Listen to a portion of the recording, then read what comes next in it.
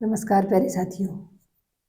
मैं हिंदी व्याख्याता कविता चौरान आपके अपने यूट्यूब चैनल केवी की कलम पर आपका हार्दिक स्वागत करती हूँ, अभिनंदन करती हूँ।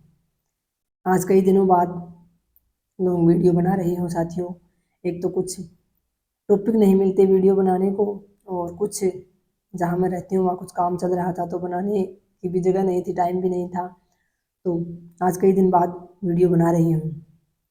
तो आप सभी से मैं ये उम्मीद कर रही हूँ साथियों, ये अपेक्षा रखती हूँ आप सभी से, जो साथी वास्तव में समर्पित हैं अपने लक्ष्य के प्रति, वो निरंतर जो है अपनी पढ़ाई में लगे हुए हैं, यानी अपनी तैयारी में किसी प्रकार की कोई बाधा नहीं आने दे पा रहे हैं। आप लगातार आपकी तैयारी जारी है, क्योंकि जैसे कि दिसंबर तो आधा तो गया मान लीजिए, अब आधा ही बचा है। उसके बाद 6 महीने लगभग आपके पास बचेंगे, जिसकी जून में है उसके 6 महीने अभी बचे हैं। जून जुलाई में आपके एग्ज़ाम होने हैं, और जो साथी थर्ड ग्रेड की तैयारी कर रहे हैं उनकी तो मात्र 1 महीना ही मान के चलिए आप। तो जो थर्ड ग्रेड की तैयारी कर रहे हैं वो तो इस समय ज़्यादा से ज़्यादा समय दे रहे होंगे, मैं उम्मीद करती हूँ 10 घंटे 12 घंटे तक भी आप इस बचे हुए समय में 1 महीने खूब रिविज़न कीजिए जमकर। जो आपने अब तक पढ़ा है पीछे उसका आप रिवीजन ज़रूर करें, क्योंकि आपने कितनी भी शाम को पढ़ ली हो, अगर आप रिवीजन नहीं कर पाओगे तो फिर परीक्षा में आपको वही होगा कि ये ऑप्शन है या ये ऑप्शन है। आप वहाँ निश्चित नहीं हो पाओगे और फिर आप वही गलती करोगे कि तुक्का लगाना पड़ेगा। और तुक्का हमेशा साथियों तभी सही होता है जब हमें बहुत ज़्यादा मात्रा में प्रश्न आ रहे हों। जहाँ हमारी स्थिति बीच की सी हो ना, वहाँ तुक्के भी हमेशा गलत हो जाते हैं। तो थर्ड ग्रेड के साथी तो अभी रिवीजन कर रहे हैं। आज का ये मेरा जो वीडियो है साथियों, कई बार एक मेरी बहन सुमन है, उन्होंने कमेंट कर दिया, एक दो कमेंट्स और भी थे कि सेकंड ग्रेड पर वीडियो बनाइए आप। तो आज का ये वीडियो हमारा सेकंड ग्रेड हिंदी के जो साथी हैं, हिंदी से तैयारी कर रहे हैं, उनके लिए है। सेकंड ग्रेड के ही जीके पेपर पर भी हम एक वीडियो बनाएंगे। हालांकि इस प्रकार की वीडियो मैं कई बना चुकी हूँ साथियों, इसलिए बार बार बनाने का मन नहीं करता। और अब काफ़ी कुछ सिलेबस भी चेंज हो गया है। जब जो जब मैंने तैयारी की थी तो वो मैंने आपको बताई थी कि मैंने क्या क्या तैयारी की थी अलग से सेकंड ग्रेड के लिए, क्योंकि फर्स्ट ग्रेड के पेपर देने के बाद मेरे पास कम ही समय बचा था। लेकिन साथियों एक बात बस मैं ये जानती हूँ कि जो लगातार संघर्षरत है अपने जीवन में, जिसने खुद को बदलने की सोच ली है, जिसने ठान ली है कि मुझे हर हाल में अपने लक्ष्य को प्राप्त करना ही है, उसे जीतने से कोई नहीं रोक सकता।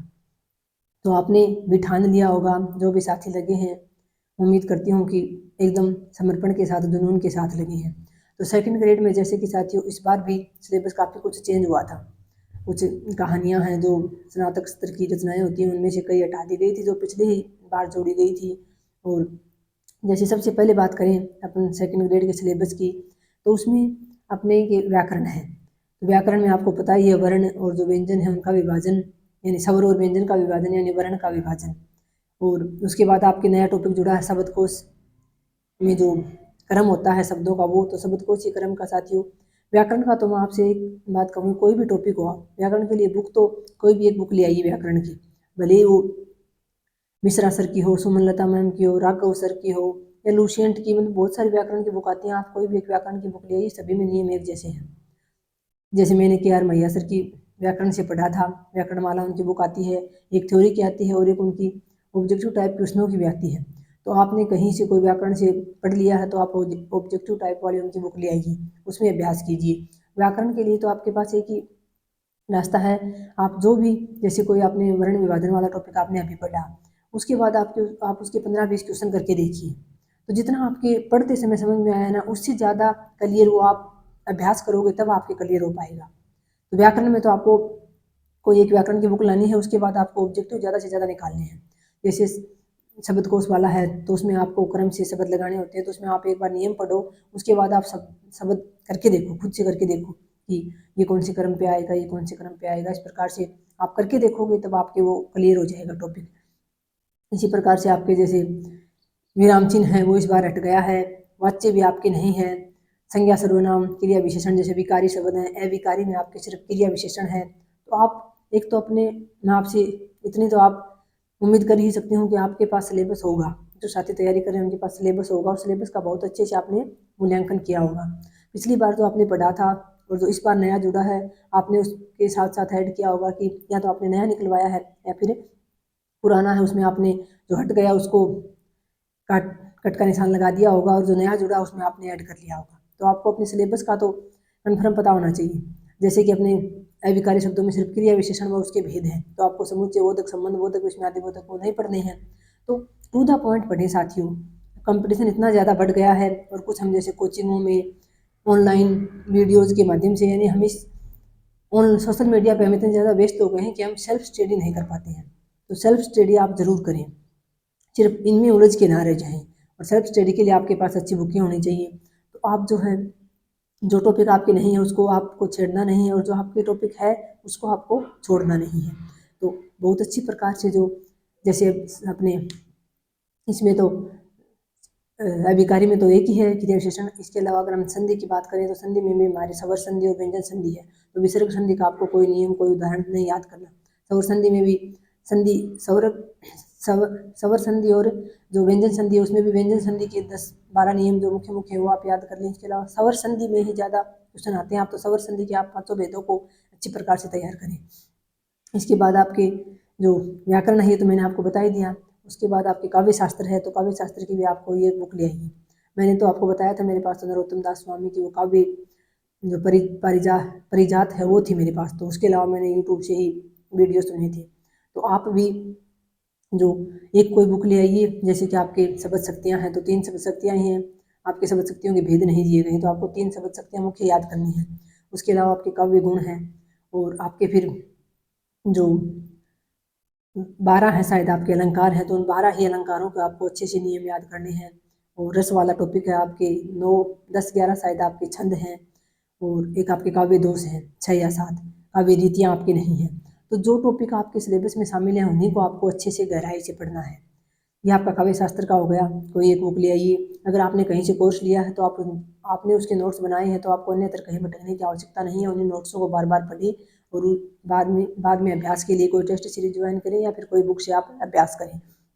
और उसके बाद जैसे कि हिंदी साहित्य इतिहास की बात करें तो हिंदी साहित्य इतिहास के बहुत 30% तो साथियों वैसे ही फिक्स थे सेकंड ग्रेड में। इसके अलावा पिछली बार जो पेपर हुआ उसमें रचनाएं जो जोड़ी गई हैं स्नातक सत्र की, उसमें आपके बहुत ज़्यादा प्रश्न पूछे गए थे। तो आपके हिंदी साहित्य इतिहास में जो 3 काल है ना, आदिकाल, भक्तिकाल और रीतिकाल, उसको तो सिर्फ 2 लाइनों में सिलेबस दे रखा है। उसकी प्रमुख प्रवृत्तियाँ और उसका नामकरण, तीनों कालों का, और प्रमुख रचनाकार।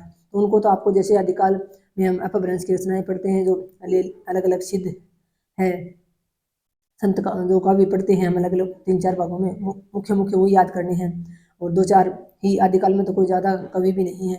उसके बाद भक्ति काल में जैसे अलग अलग धाराएं हैं, निर्गुण है, सगुण है, उसमें राम भक्त है, कृष्ण भक्त है, जो प्रमुख प्रमुख उसकी प्रवृत्तियाँ हैं और उसके जो रचनाकार मुख्य मुख्य हैं वही आपको पढ़ने हैं, बहुत ज़्यादा विस्तृत में नहीं जाना है।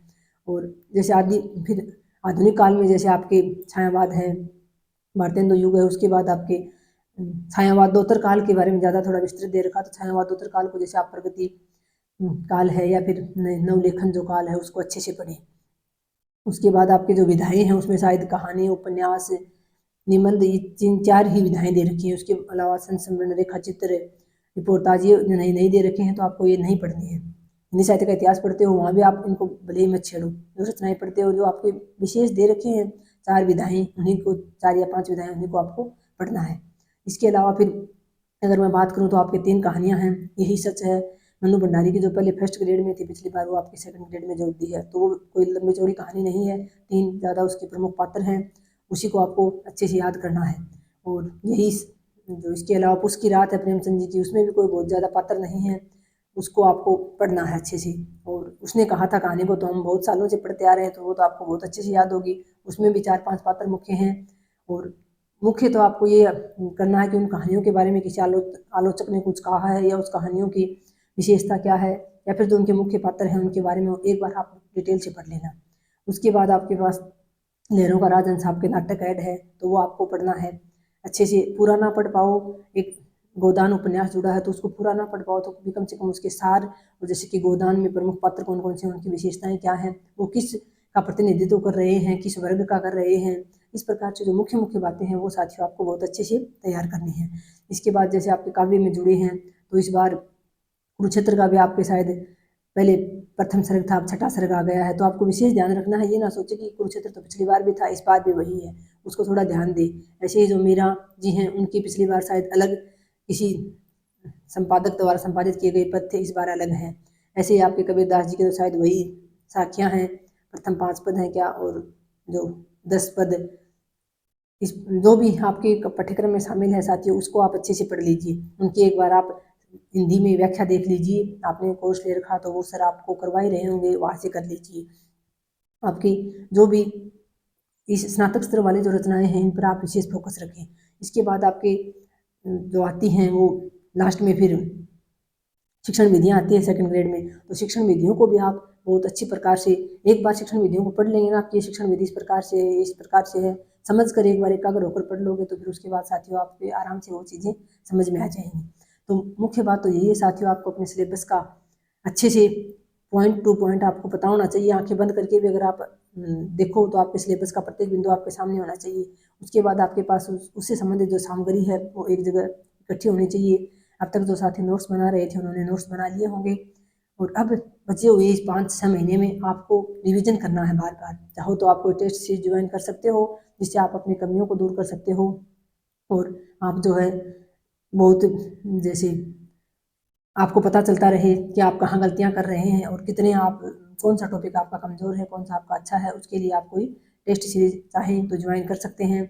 अब आप मेरे से पूछें कि कौन सी टेस्ट सीरीज ज्वाइन करनी है दीदी, तो देखिए मैंने तो कोई टेस्ट सीरीज ज्वाइन की नहीं थी। बाकी आप जिस भी सर से पढ़ रहे हैं, चाहे वो KR मैया सर हो, सुमन लता मैम हो, जी जो एक घनश्याम पारिक सर हैं झुंझुनू से, उनकी हो, कोई भी हो, आप किसी की भी टेस्ट सीरीज ज्वाइन कर लीजिए। मैं किसी एक का नाम तो नहीं ले सकती क्योंकि मैंने कोई ज्वाइन नहीं की थी। बाकी देखिए सभी टीचर अपनी ओर से बेस्ट ही करवाते हैं, तो आप किसी की भी जो है टेस्ट सीरीज ज्वाइन कर लीजिए और अपना जो है 100% दीजिए। अपनी मेहनत में कहीं कोई कमी मत रखिए साथियों। बाकी तो ऊपर वाले के हाथ में है हमें क्या मिलना है क्या नहीं, क्योंकि वही सोई राम रचि राखा। बाकी अपने हाथ में ये बात तो तय है कि मेहनत करने वाला कभी हारता नहीं है। एक सरकारी नौकरी ही उसकी सफलता का जो पर्याय नहीं होती कि सरकारी नौकरी मिल गई तो ही हम सफल है। जो मेहनत करता है वो कहीं भी किसी भी जगह अपनी आजीविका चला सकता है और बहुत सम्मानजनक तरीके से चला सकता है। तो आपको मेहनत करनी है। ये सेकंड ग्रेड के सिलेबस पर मैंने थोड़ा सा आपको बता दिया आपको इसी प्रकार से। बाकी तो आप सब इतने सालों से तैयारी कर रहे हैं, इतने दिनों से तैयारी कर रहे हैं साथी, और कई तो साथी हैं जो पिछले 2-3 साल से भी कर रहे हैं। लेकिन जो भी तैयारी कर रहे हैं, हो सकता है इस बार पिछली बार 1-2 नंबर से पॉइंटों से रह गए हों, लेकिन साथियों सफलता ज़रूर मिलेगी आपका। भगवान आपकी परीक्षा ले रहे हैं। तो बहुत बहुत धन्यवाद वीडियो देखने के लिए, और आप सभी के साथ मेरी शुभकामनाएं हैं। जय हिंद, जय भारत।